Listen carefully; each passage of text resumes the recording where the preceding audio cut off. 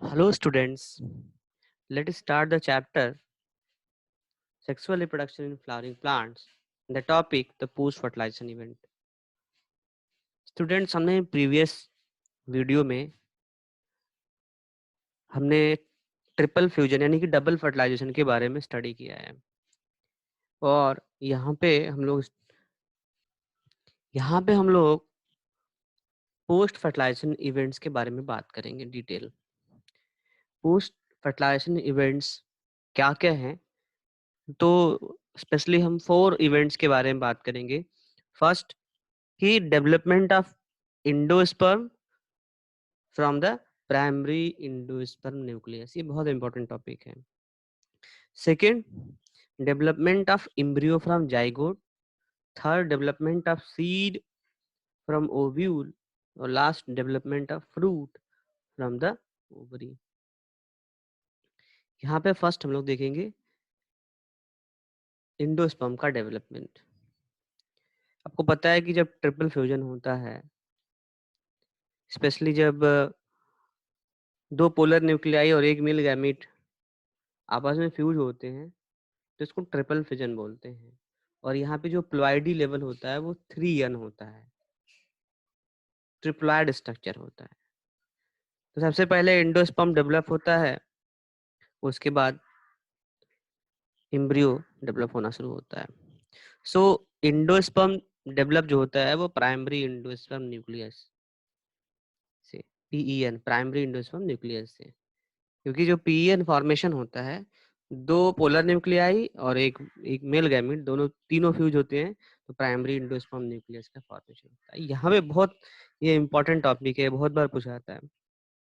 ये जो primary endosperm nucleus होता है वो उसमें न्यूक्लियर डिवीजन होता है, बहुत सक्सेसिव न्यूक्लियर डिवीजन होता है और उसके बाद फ्री न्यूक्लियाई बन जाते हैं। और इस स्टेज को जो बोलते हैं डेवलपमेंट ऑफ एंडोस्पर्म के, इस स्टेज को बोलते हैं फ्री न्यूक्लियर एंडोस्पर्म। बाद में सेल वॉल का फॉर्मेशन हो जाता है, क्योंकि जब प्राइमरी एंडोस्पर्म जो डिवाइड होता है तो बहुत सारे न्यूक्लियस एक साथ बन जाते हैं, तो ये फ्री न्यूक्लियर एंडोस्पर्म बनता है। फिर उसके बाद सब्सिक्वेंटली सेल वॉल का फॉर्मेशन हो जाता है पेरीफेरी में। तो एंडोस्पर्म जो होता है वो अब सेलुलर हो जाता है, क्योंकि जब सेल वॉल का फॉर्मेशन हो जाएगा तो अब सेल बन जाएंगे और सेल के अंदर न्यूक्लियस, तो इस तरीके से जो एंडोस्पर्म बनेगा वो सेलुलर एंडोस्पर्म बनेगा।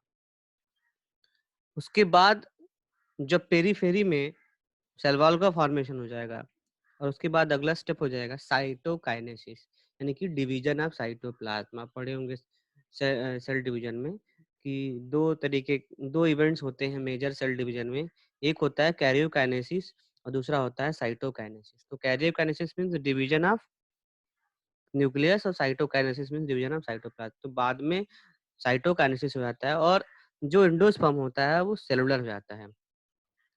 अब इस सेलुलर एंडोस्पर्म, अब इसको हम बोलते हैं सेलुलर एंडोस्पर्म। तो देखिए एंडोस्पर्म दो दो यहाँ पे पॉइंट इंपॉर्टेंट है एंडोस्पर्म के regarding, free nuclear endosperm and cellular endosperm.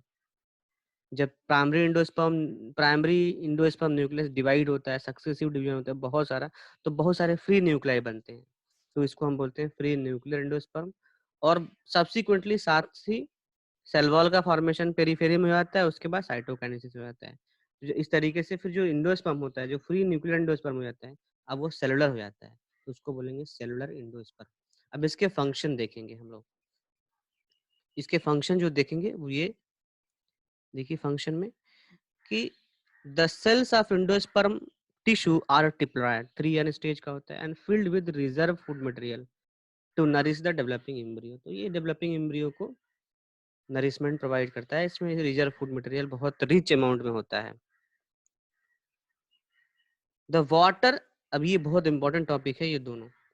The water of tender coconut in the centre, यानी कि जो कोकोनट में जो बीच में जो वाटर होता है, हम इसलिए स्ट्रॉ लगा के जो पीते हैं, शक करते हैं, उसको जो वाटर होता है वो फ्री न्यूक्लियर एंडोस्पर्म होता है सेंटर में।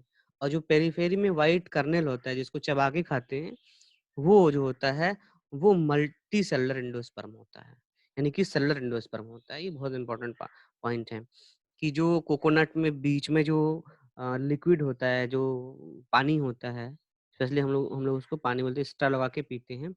वो जो जो टेंडर होता है या जो वाटर होता है, उसको हम बोलेंगे वो फ्री न्यूक्लियर एंडोस्पर्म है।